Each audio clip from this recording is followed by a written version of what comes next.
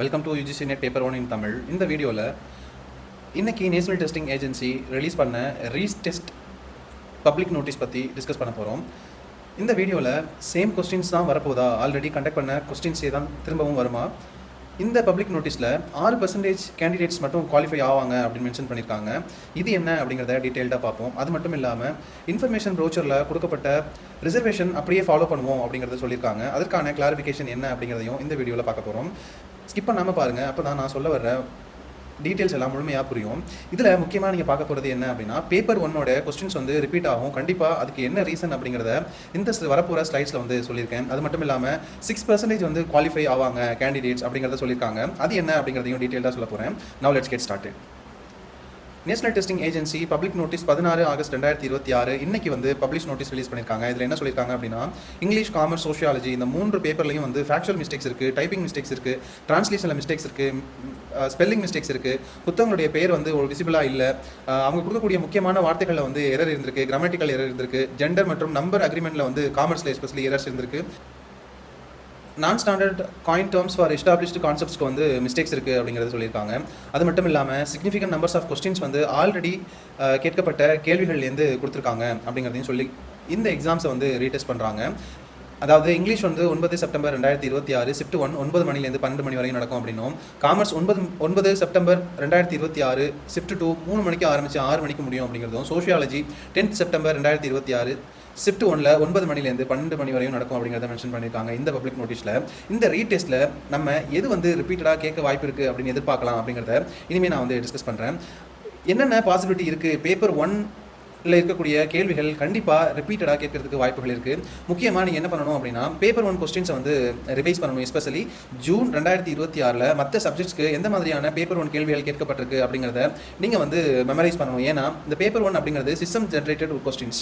இதுக்கு எப்படி கொஸ்டின்ஸ் வந்து ஃப்ரேம் பண்ணுவாங்க அப்படின்னா, இப்போ ஜூன் 2026 அப்படின்னா கொஸ்டின் செட்டர்ஸ் கிட்டேருந்து பல்வேறு கேள்விகளை வந்து வாங்கி அதை வந்து சிஸ்டமில் வந்து ஃபீட் பண்ணி வச்சுருப்பாங்க.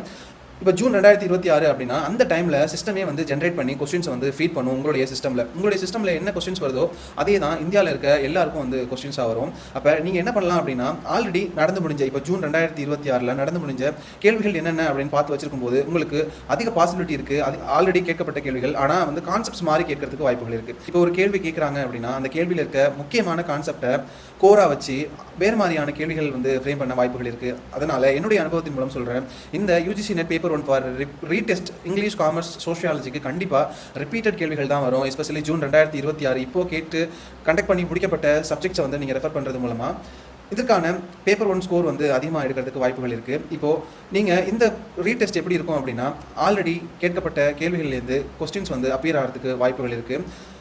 சிக்னிஃபிகன்ட் லெவல் ஆஃப் கொஸ்டின்ஸ் வந்து ரிப்பீட் ஆகும். ஜூன் 2026 நீங்கள் வந்து சோஷியாலஜி படிக்கிறீங்க அப்படின்னா சோஷியாலஜி சம்மந்தப்பட்ட கேள்விகள் வந்து ரிப்பீட் ஆக வாய்ப்புகள் கம்மி. ஆனால் பேப்பர் 1 வந்து கண்டிப்பாக கொஸ்டின்ஸ் வந்து ரிப்பீட் ஆக வாய்ப்புகள் இருக்குது. அதனால நீங்கள் பேப்பர் 1 கொஸ்டின்ஸ் எஸ்பெஷலி ஜூன் 2026 மட்டும் இல்லாமல் ப்ரீவியஸ் இயர் கொஸ்டின்ஸையும் வந்து நீங்கள் ரிவைஸ் பண்ணிட்டு போகிறது மூலமாக கண்டிப்பாக 50-50 கேள்விகள் சரியாக மார்க் எடுக்கிறதுக்கு வாய்ப்புகள் இருக்குது. ஆனால் எக்ஸாக்டாக கொஸ்டின்ஸ் வந்து ரிப்பீட் ஆகுமா அப்படின்னு எனக்கு தெரியாது. ஆனால் அந்த கோர் கான்செப்ட்லேருந்தே ரிப்பீட் ஆக வாய்ப்புகள் இருக்குது.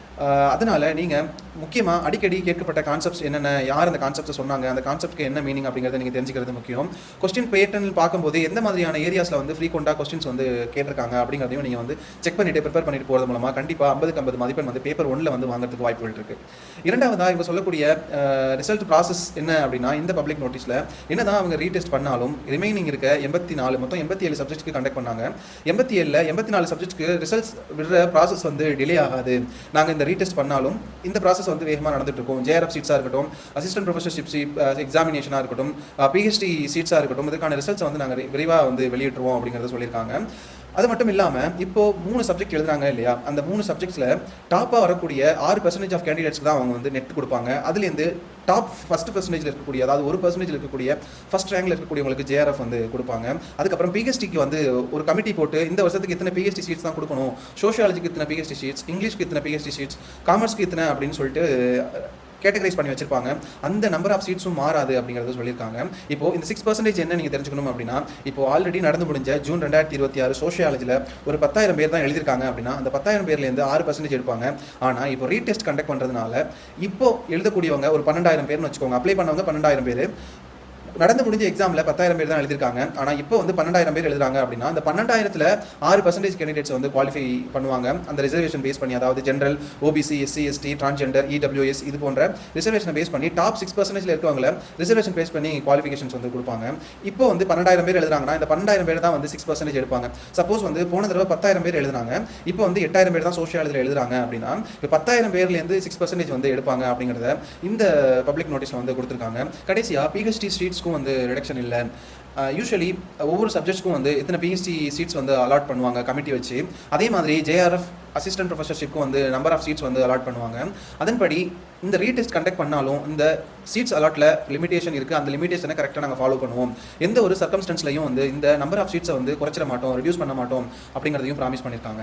இந்த வீடியோ உங்களுக்கு ரொம்ப யூஸ்ஃபுல்லாக இருக்கும் அப்படின்னு நம்புகிறேன். கண்டிப்பாக என்னுடைய அனுபவத்தின் மூலம் சொல்கிறேன், பேப்பர் 1ல் கேட்கக்கூடிய அதிகபட்ச கேள்விகள் வந்து ரிப்பீட்டட் கேள்விகளாக இருக்கும். முக்கியமாக ஜூன் 2026, அதாவது ஆல்ரெடி 84 சப்ஜெக்ட்ஸ் கண்டக்ட் பண்ணியிருக்காங்க, அவங்களுக்கு ரீடெஸ்ட் கிடையாது. அவங்களுடைய கொஸ்டின்ஸில் கேட்கப்பட்ட பேப்பர் 1 கேள்விகள் கண்டிப்பாக ரிப்பீட்டடாக கேட்கறதுக்கு வாய்ப்புகள் இருக்குது. அதனால ஸ்மார்ட் ஒர்க் பண்ணி ரிப்பீட்டட் கொஸ்டின்ஸை படித்து ஜேஆர்எஃப் வாங்குறதுக்கு ட்ரை பண்ணுங்கள். All the very best. Thank you for வாட்சிங். This is Mohammed signing of.